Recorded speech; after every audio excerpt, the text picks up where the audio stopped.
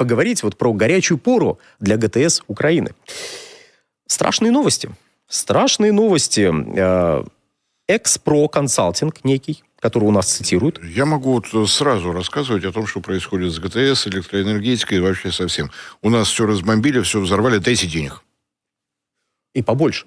Потому что все взорвало, все сгорело, все выбросило в пропасть. Да. 2, 3. Новости, Выбросило в пропасть. идущие от киевского режима, выглядят именно так. Сгорела вся ГТС, взорвались все ПХГ, не работает ни одна электростанция, дайте денег. Кстати, мы можем, в общем, тоже. Все. НПЗ вообще не работают. Ни одного. Бензина нет нигде. Дизельного топлива не осталось. Ой, мамоньки, что ж это делается? Я, правда, боюсь, у нас люди скажут, какой кошмар. Побежали быстренько делать запас. И действительно, не будет бензина на АЗС до тех пор, пока его не привезут с ближайшей нефтебазы. Но это ладно, это мы не касаемся. Так вот, страшные новости. То есть вы не забывайте, что все новости там подаются под одним углом. Надо как можно громче кричать: шеф, все пропало. Гипс снимают, клиент уходит, дайте денег. Мы придумали для чего. Более 70% импортируемого Украиной газа является российским. Страшно. Более 70% общего объема газа, который закупает Украина в 2025 году, имеет российское происхождение. Молекулы с российскими паспортами. Это вообще кошмар. Об этом свидетельствуют данные издания о рынке газа Экспро Консалтинг. Будем считать, что вот мы его немножко прорекламировали зачем-то. Газ российского происхождения поступает на Украину, коварно проникает на Украину из Словакии и Венгрии. Ужас. Из Румынии, кстати, тоже идет российский газ. Но я вам не рассказывал об этом. А если вы спросите господина Эрдогана, он скажет, что весь газ вообще турецкий. Честное слово. Хороший, из Турции идет. Хороший, замечательно. Пик поставок из этих стран зафиксирован в июле 568,8 миллиона кубических метров. Страшно, аж жуть. Та же сторона провела оценку закачки газа в ПХГ Украины. Там интересно. Там местами прям весело. Давайте сразу... Если это, конечно, правда. Не, там есть тонкий момент, на который надо обратить внимание. Если можно, все. Я даже не заметил, как быстро поменяли цитату. На 1 октября в украинские подземные хранилища газа было закачано 12,86 миллиарда кубических метров. В 2024 году запасы газа в ПХГ на эту дату составляли 12,4 миллиарда кубических метров. То есть, отмечает издание, показатели 2025 года в целом соответствуют 2024 году. Для нормального прохождения отопительного сезона, по данным Минэнерго Украины, в ПХГ должно быть 13,2 миллиарда кубических метров. Как они это посчитали? Почему они так посчитали? Я не знаю. Учитывая текущие объемы импорта, мне кажется, это несколько заниженный показатель. Но тонкость. Вот сейчас про тонкость. Чтобы про нее поговорить, давайте график посмотрим. Давайте посмотрим график и увидим, что уважаемая европейская аналитическая организация Брюгель, которая основывается на данных, предоставляемых Gas Infrastructure Europe, весьма тоже уважаемая организация, показывает, что примерно на ту дату, о которой пишут иностранцы, было 8,353. Не 12 с лишним, а 8,3. На 4 миллиарда кубических метров меньше. А почему так? А потому что украинская сторона традиционно рассказывает, когда говорит про запасы газа в своих ПХГ, чтобы они выглядели, знаете, щечки, когда надувают, они прям надувают щечки и добавляют к активному газу давайте округлим, 8,4. Добавляют еще буферный газ. Зачем? Просто чтобы больше было, чтобы больше казалось, чтобы меньше паниковали. Другого объяснения нет. В реальности там газа, который можно извлечь, 8,4 миллиарда кубических метров. При дальнейшем изъятии ПХГ выйдет из строя, так скажем. Там буферный газ необходим для того, чтобы останавливать подъем воды. Если вы убираете этот газ, вода поднимается. Объем ПХГ становится меньше. Чтобы вернуть к обычным показателям, придется вкачивать газ, отдавливать воду вниз. И проблема Украины в этом плане заключается в том, что ситуация, которая была до 1 января 2025 года, несколько отличается от той, которая стала после 1 января 2025 года, когда прекратился транзит. Вот сейчас они рассказывают о том, что мы импортируем газ. А знаете, сколько они газа собираются импортировать? 5,7 миллиарда кубических метров. Это почти в 3 раза больше, чем за предыдущие 2 года. А как так? А просто есть проблемы с транзитом, которого больше нет, и надо физически тянуть газ оттуда. И есть еще одна проблема. Проблема с добычной инфраструктурой, с которой что-то случилось. Некондиционные кондиционеры. Пишут нам, почему нежелание хозяев защищать от ударов НПЗ должны компенсировать мы?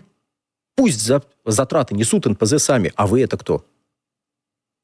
Это, во-первых. Во-вторых, для того, чтобы они несли за нас, за вас, за себя, закон нужен. У нас в законах не предусмотрены воздушные удары по НПЗ. Всего 3 года прошло, законодательно не успели среагировать, что с этим делать. На страховые компании ответственность возложить, на владельцев НПЗ, еще на кого-нибудь. Просто нужен закон. Тут я замечу следующее. А почему вы считаете... Я видел в телеграм-каналах вот эти замечательные рассказы о том, что надо все его от уважаемых военблогеров замечательные рассказы, что надо просто охране раздать огнестрельное оружие, пусть оно сбивает. Ну да, действительно. Нефтеперерабатывающий завод – это вообще то место, где надо выдать всем короткоствол и сбивать низколетящие БПЛА. Это действительно, вы знаете, рядом с ректификационными колоннами даже фотографировать не рекомендуют. И мобильными телефонами пользоваться. Почему-то. Дурачки, наверное. А вот тут уважаемые люди говорят, да, надо просто из автоматов, и все, избили. Куда потом эта штука полетит, на что она упадет, это уже не важно. Вот раздали охране, давайте стреляйте. Почему вы считаете, что не делается ничего? Вы просто, наверное, не видели, как изменились многие нефтеперерабатывающие заводы в Российской Федерации за последние хотя бы 2 года. Что там сделано? Не видели. Часть вещей вам и показывать не должны. Но просто есть такая штука, знаете, борьба брони и снаряда. И далеко не всегда броня выигрывает. Опять же, я видел вот эти замечательные у некоторых наших лидеров общественного мнения, которые, я не знаю, зачем это делают, показывают, вот, видите, вот тут умные люди, вот, они закрыли цистерны вот этими самыми мангалами. А вот в других местах дураки сидят. Давайте просто предположим, что на цистерну действительно что-то горящее могло упасть. Мангал прям в 100% случаев поможет? Так просто. Может так быть, что использовали средства защиты, но эти средства защиты обошли. И надо теперь дорабатывать средства защиты. Может так быть? Кстати, как за ваш счет это делают? Можно описать механизм вот сейчас в чатик? Какие налоги с вас собирают специально для этого? Какие? То, что порядок должен быть, очевидно. Наверное, надо какое-то сотрудничество владельцев НПЗ с Министерством обороны наладить, например. Может быть, просто Министерство энергетики, Министерство обороны должны совместные документы какие-то разрабатывать, принимать. Пока не видим. Может быть, что-то изменится со временем. Я лично, я видел, какие часть средств защиты, которые используются на нефтеперерабатывающих заводах. На некоторых. Не на всех, понятно. Работают. И не за ваш счет, за свой счет. Потому что ремонтировать потом за свой счет. Как это ни удивительно, но если вдруг что-то на НПЗ ломается, то не с близлежащих домов уходят, знаете, с кубышкой. Ребят, скидываемся на ремонт, быстренько. Нет, эта компания сама вкладывает деньги в ремонт. Каким образом? Я честно, я не то чтобы издеваюсь, но не понимаю, каким образом с вас берут деньги.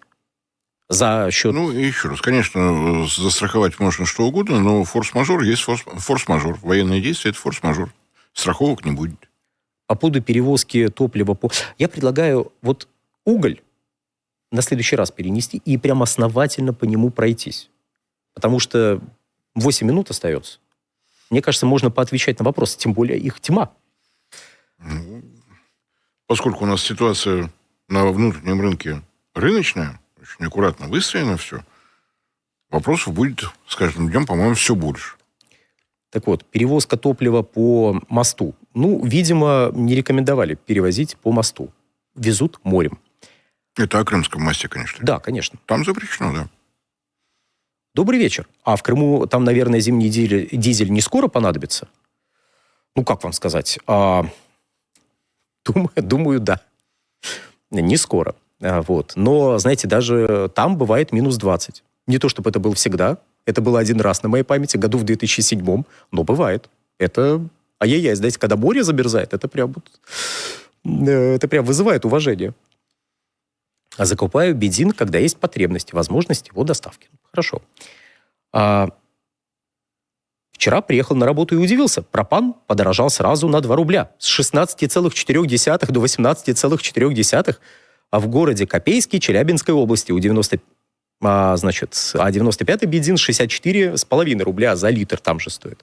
Ну вот, да, пропан-бутан с учетом того, что у него эффективность топливная где-то на 25% хуже, ну, добавьте 25% к 18,5 рублям, это полный аналог 1 литра бензина будет. Ну, опять же, если вдруг не хватает денег, можно поставить ГБО, газобаллонное оборудование. Это не то чтобы призыв массовый, но если действительно есть проблема, то ГБО может помочь в текущих условиях. Надо только разобраться, хватает ли газовых заправок. А то, конечно, можно поставить. Нет, их у нас, там, где пропан-бутан, у нас 3000, а вот метановых где-то под 400. Ну, то есть прям сильно меньше. Вы ставите правильные вопросы, но почему вы скругляете края? Я даже не знаю, какие края тут мы скругляем. Вот. Где у тебя напильник? Входит ли падение осколков на НПЗ в страховой случай? Не имеем представления. Можно соответствующий вопрос. В обычных случаях все военные действия относятся к форс-мажору. Не знаю, пойдет ли налоговая навстречу в связи с тем, что происходит. Неужели через Украину еще что-то перекачивают? Газ? Нет, не перекачивают. Нефть? Перекачивают. Газ как раз через Украину перекачивают, потому что основные области, где газ добывается, Харьковская, Полтавская... Не, возможно, имеется в виду наш. Вы, если наш имеете в виду, нет, мы не перекачиваем. Свой, да. Пока возможность есть, прокачивают. Ничего не хочу сказать, просто пока возможность есть, прокачивают. Добыча в Харьковской, Полтавской, основной объем хранения в Львовской. Надо прокачивать. Кстати, тут спрашивают про ядерное топливо на Запорожской атомной электростанции. Мне кажется, вот в контексте Украины можно было бы пару слов про это сказать. Так. Что там говорить? Ситуация не изменилась. По-прежнему внешнего питания нет. По-прежнему все на дизельных генераторах. Дизельных генераторах на станции 20 штук, по 3 на каждый атомный блок и 2 резервных на случай там, перезагрузки, перезарядки или там что-нибудь с поршнями, не дай бог, случится. Господин Гросси заволновался, потому что по постфукусимскому кодексу безопасности без внешнего питания не более 10 суток. При этом 3 дня назад господин Гросси сообщал, тот же самый Гросси сообщал, что запасов дизельного топлива больше, чем на 10 дней.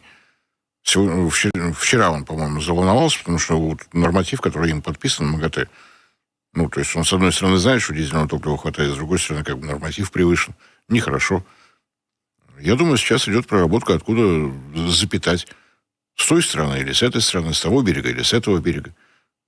С одной стороны, господин Гросси говорит о том, что ядерные объекты должны быть абсолютно безопасны. Нам необходимо делать все это возможное и невозможное. С другой стороны, если сейчас питание придет со стороны России, то физическая связь Запорожской атомной электростанции с энергосистемой Украины вообще прекратится. С политической точки зрения господину Гросси это не нравится. Но как руководитель МАГАТЭ, соблюдающий объективность, он же соблюдает объективность. Вот, что-то упало на атомную электростанцию. Откуда взялось, не знаю, не видел. Обломки.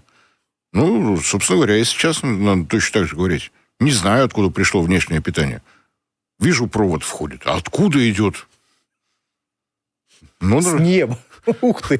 Может, из-под земли. Но главное, что нормативы МАГАТЭ соблюдены. И хочется, и колется. Понятно, что с точки зрения здравого смысла разумнее запитать с российской стороны. Потому что линии электропередач по ту сторону линии боевого соприкосновения рвутся, ломаются. Как они это делают, мы наблюдали в Крыму в 2015 году. Просто взяли и свалили ЛЭП. Да не, они сами упали. Там же если бы кто-то свалил ЛЭП, это был бы, ну, фактически теракт. Его бы квалифицировали, как-то прям наказывали, а там никого не наказали, сказали, какие-то хулиганы просто. Само поломалось. Само поломалось, конечно, как обычно и бывает. То есть, если действительно говорим о ядерной безопасности, то вот откуда можно протащить эту линию электропередач, оттуда и тащите. Кабелем, воздушным путем, как угодно. Но вам хочется поиграть в политику, чтобы эта внешняя запитка шла обязательно с территории Украины. Потому что тогда можно продолжать говорить, что это украинская АЭС, которую тут захватили коварно. И бомбят. Сами. В России очень любят это делать. Хотя, на самом деле, вот с Запорожской там мешают все время. Можно взять какую-нибудь Белоярскую. Что, Россия, она же агрессивная. Не, мне кажется, это недостаточно смешно. Мне кажется, вот где-то в Ленинградской области надо что-то найти, и вот там. Где никто не мешает. Никто не мешает, конечно. А там финны рядом. Заволнуются, скажут, ай-яй-яй. Как это вы тут? Финны так быстро не заволнуются. Они года через 2-3. Скажи... То есть, с точки зрения ядерной безопасности надо запитывать оттуда, откуда надежность выше. Если надежность с российской стороны, значит, с российской. С украинской, значит, с украинской. Еще лучше с обеих сторон. Чтобы резервный вариант был. Либо продолжать играть в политику. Я так понимаю, сейчас идут игры в политику. Спрашивают по поводу АГЗС, так написали, на участке для закачки метана в автомобиле, АГНКС. Мини-АГНКС. Есть такие, но, да, в правительстве над этим не работают. Ну, видимо, не считают нужным. Вот. Развивать метан в частном, так сказать, секторе, в легковом сегменте, не считают целесообразным, делают ставку на большегрузы и на автобусы. Вопрос опять про АЭС, как раз, наверное, успеем. А можно как-то выключить АЭС без риска ядерной аварии, перебить, например, подстанции? Ну, человек вот, видимо, с каким-то таким вот моментом спрашивает. В сети можно найти контакты Генерального штаба, обращайтесь. Ну, если вдруг отключили, вот перебили, это безопасно будет для атомной электростанции? Она не взорвется, все будет хорошо? Резервные дизельные электростанции включаются буквально в считанные секунды в таких случаях. Именно после того, что произошло на Фукусиме, вот все это внедрено, вкручено, ввинчено, вбито на голову, в головы всех, кто владеет и управляет атомной электростанцией. Новак предложил разрешить на полгода присадку на бензин к бензину. ММА – это правда или фейк? Ну, есть такое, так рассматривают, еще не разрешили, но если до 1% будет этого самого монометиланилина, вот, то каких-то проблем быть не должно. И вот на этой оптимистичной ноте очевидно, чтобы вернуть бензин по 86 копеек, нужно вернуть СССР. Возможно. Попробуйте. Пишут нам. Вот. А на сегодня, дорогие друзья, будем заканчивать. Всего хорошего. Всем всего доброго.